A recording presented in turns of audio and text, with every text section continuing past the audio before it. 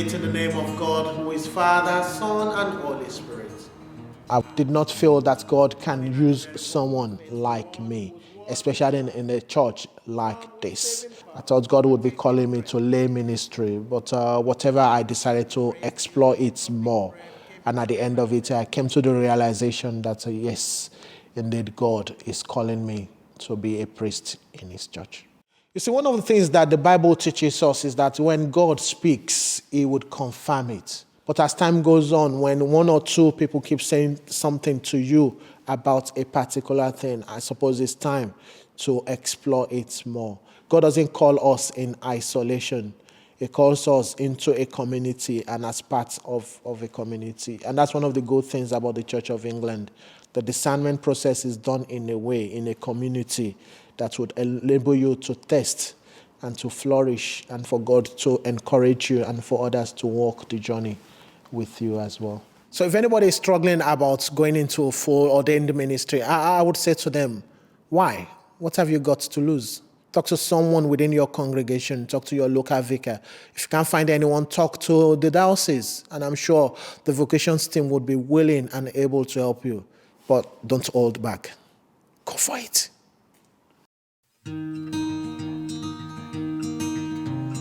Growing up, church wasn't really that important. Got married quite young, had children, all going swimmingly, but there was something that was niggling me, but I just wasn't deep down happy. So I decided, with some suggestions, to surrender to God. So I went online and thought, well, I'll go and do a theology degree because that'll please my father, who's very academic, and I'll go and do a pastoral assistant course. And nothing was kind of lighting my fire. Nothing was going, yes, that's what it is, until my stepfather-in-law suggested over supper one night that I should be a vicar, which was obviously hysterical, and we all fell about laughing until I got home and looked into it in floods of tears, telling God I couldn't do it.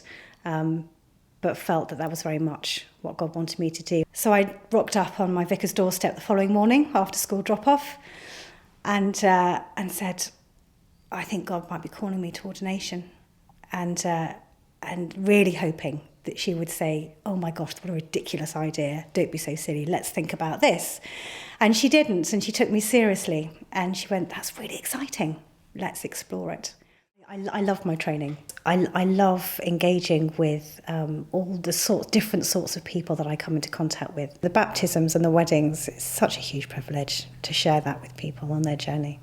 I love the priestly side of ministry. I find it incredibly humbling to preside at communion, to lead services and to give people the opportunity to encounter God. I find absolutely incredible and a huge privilege.